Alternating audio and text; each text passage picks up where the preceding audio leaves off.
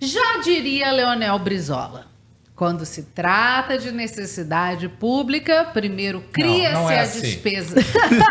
Vai, Gabriel. Não é assim, me desculpa. Então vai. Mas é assim, ó. Quando se trata de necessidade pública, primeiro cria-se a despesa necessária aos interesses públicos e só depois a receita. Obrigada, Leonel. E foi o que aconteceu quando? No ano passado. Primeiro ano do novo mandato do presidente Lula. Quando, ainda com o orçamento feito na gestão passada, o governo decidiu colocar em campo todas as políticas públicas que podia, né, Pedro? Foi exatamente Vamos gastar. Que bom. Isso. Tava confuso, né? Eles estavam bem confusos ali naquele momento, hein? A gente tem um gráfico para mostrar como foi em relação aos anos anteriores, comparação do governo Lula com os demais. Gente. Ao todo foram 230 bilhões e meio de reais a mais de despesas do que de receitas. Isso aí é um conceito em economia chamado de resultado primário, que desconta os juros. Olha, os famosos, famigerados. Os juros que o Brasil precisa pagar. Juros da dívida. Foi o segundo pior resultado atualizado pela inflação da história do Brasil.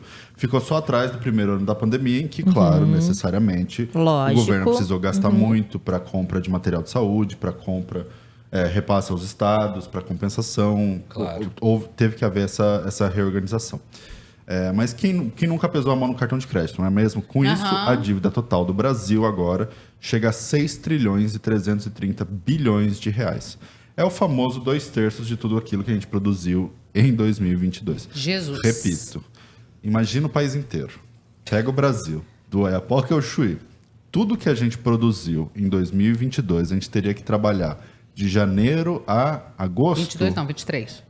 Em 22, não. É que 23 ainda não fechou. Referente ao ano anterior. Tá. Isso daí é só para pagar dívida. E assim, vamos e convenhamos, né? Dívida não se paga, dívida se rola. Claro. Dívida você joga para frente. Todos nós brasileiros sabemos bem disso. Né? E se a oposição reclama que o governo é gastão, o governo reclama que teve que arcar com dívidas extracurriculares, extra-oficiais dos governos passados. Principalmente os precatórios. Sempre, né? A caramba dos precatórios de 93 bilhões de reais e também os repasses aos estados e municípios que ainda permanecem de 20 bilhões.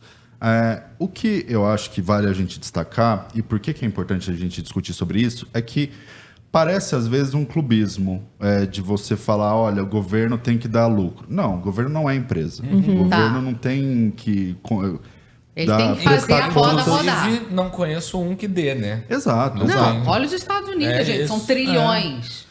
O governo é a forma que a gente encontrou para se organizar e colocar os interesses coletivos acima dos individuais. Parar de se matar na rua, né? De brigar por comida. É para isso que tem imposto. Porque ninguém aqui ia querer construir o seu aeroporto, asfaltar a sua própria rua. Então o que a gente fez? A gente escolheu, falou, olha galera, vocês vão se encarregar disso e vocês obrigam todo mundo a contribuir, a dar a sua prestação. Então qual que é o objetivo do governo? É pegar tudo que é arrecada e aplicar tudo isso. Então o objetivo não é da superávit, não é da déficit. É conseguir gastar tudo que arrecada da forma melhor, da forma mais ótima possível. E vamos entender o seguinte, quanto mais você produz, mais imposto você paga. Por isso que é interessante, quando a gente vê que houve um aumento na arrecadação de imposto, pode representar o quê? Não é que só aumentaram os impostos. O Brasil produziu mais. Sim, e consequentemente espera-se que haja também um aumento dos investimentos. Qual que é o problema dessa lógica que eu acabei de descrever aqui, de se buscar não o superávit, não o déficit,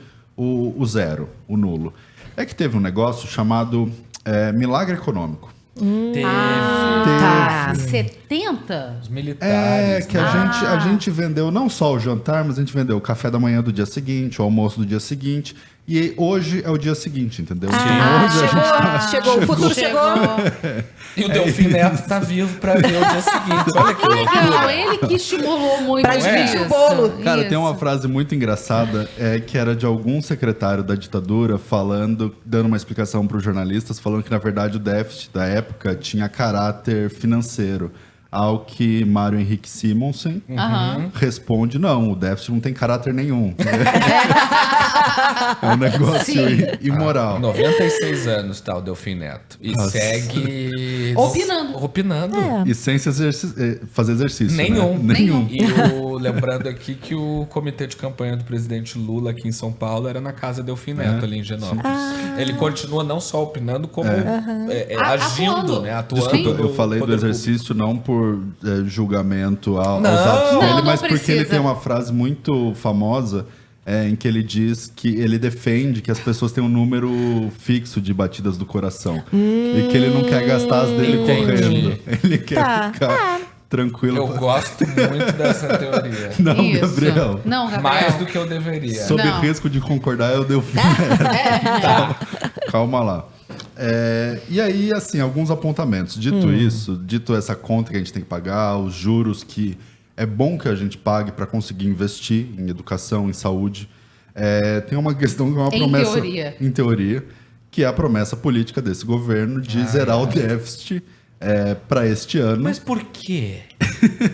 O Paulo Guedes prometeu, não conseguiu. Por quê que eles... Mas é justamente para isso, para sobrar dinheiro para conseguir criar investimento e criar crescimento, assim, começou bem, né? A conta chega, eventualmente a conta chega. E assim, a gente aqui hoje está vendo o reflexo dessas decisões passadas. Um outro apontamento que vale a pena a gente fazer, a gente consegue retomar o gráfico, Vidal, por gentileza? É que muito se falou, comparando o governo Lula, nesse fla-flu, de que o governo Lula gasta muito. E aí a comparação é com o último ano do governo Bolsonaro. E de fato, o último ano do governo Bolsonaro foi positivo. Foi. Desconsiderando todas as outras barrinhas. Você tem que olhar a relação com... No contexto. No contexto, exatamente. Gente. E aí a gente, para não deixar o contexto de fora, a gente voltou até onde? Até FHC ali para mostrar. De fato, a gente conseguiu, durante um bom tempo, ter um resultado primário positivo. Isso começa a degringolar no Dilma 2. E aí se acentua, melhora um pouco no Temer, mas se acentua na pandemia. Quem que tomava conta? Manteiga Aviação. Isso! O moço que pode cuidar da Vale. Não pode mais, ainda bem. Olha, vai nessa. Voltaram atrás. E aí, isso ajuda a gente a entender essa relação do quanto a gente gasta, do quanto que a gente recebe. Primeiro, a pressão do governo para fazer a Selic cair, que a Selic caiu mais 0,5%. Essa dívida do Brasil, como que ele faz, como que ele emite essa dívida? São os títulos públicos que a gente pode comprar e investir. Então, sim. Eu sou fiador dessa porcaria aqui. Eu tenho meu dinheirinho lá no Tesouro Direto. Isso. E aí todo ano o governo me dá um... Dá um cascalho. Em vez de investir em empresas para produzirem mais, a gente compra títulos da dívida e fala, tá mais garantidinho aqui. Eu confio na estupidez e na má decisão econômica. Eu sei que... Se há uma coisa imutável nesse país, é a estupidez. Então, não é recomendação de investimento, mas enfim, tá aí um bom estoque de matéria-prima. E aí, enfim, com esse corte da Selic também cai o quanto a gente deve, diminui os juros. E olhando já que a gente falou de cortar déficit zero para este ano, a questão do Ministério da Defesa, né? Lula já anunciou que vai dar uma tesourada. Não tem relação nenhuma com 8 de janeiro. Não. Mas fica aí o recado, entendeu? Sim. 70% do... Fala, Manu, você que trabalhava na Marinha. Olha, Ele tá confuso. O Brasil não tem guerra, né? mas tá licitando tinta branca? Tem prótese peniana esse ano. E picanha. Olha. Acabou o leite condensado.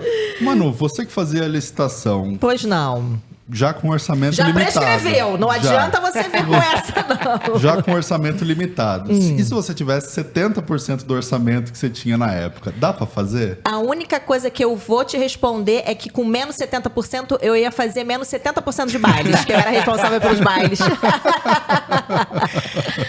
É assim que é A bom. Manu trabalhava na Disneylândia da Marinha, era muito divertido, tinham vários shows, várias coisas, era bem bonito. E o espumante era gelado. Mas é isso, né? Temos um déficit. Temos um déficit que precisa ser resolvido, tadinha da ministra Simone Tebet, que prometeu mundos e fundos de que ia zerar o negócio, de que ela fazia acontecia, E aí ela teve que se deparar com a realidade dos fatos de que ela tá num governo que, querendo ou não, fez a corte. Ou seja, a Glaze ganhou? Não diga isso. Em voz alta. Porque vai que acontece. Entendi. Não, agora discute-se, por exemplo, emenda parlamentar. Vai ter ou não vai ter? Porque Vai, já cortou. vai. Exato. Pra quem assistiu a entrevista do Frota, vai ver que vai. E Vai são ter. valores que a gente coloca em perspectiva. Fundão Ai, eleitoral minha Nossa de Senhora. eleição municipal é um dos maiores que existem. Só que a gente ignora a existência, porque assim como a gente ignora a existência das eleições municipais, Assim como a gente ignora o que importa na política, não é mesmo? De um modo geral. Né? Ai, maior déficit, blá, blá, blá, blá, blá, blá, É, blá. o que É dinheiro indo pro ralo abaixo, gente. É isso, e Tá? o que isso quer dizer, né?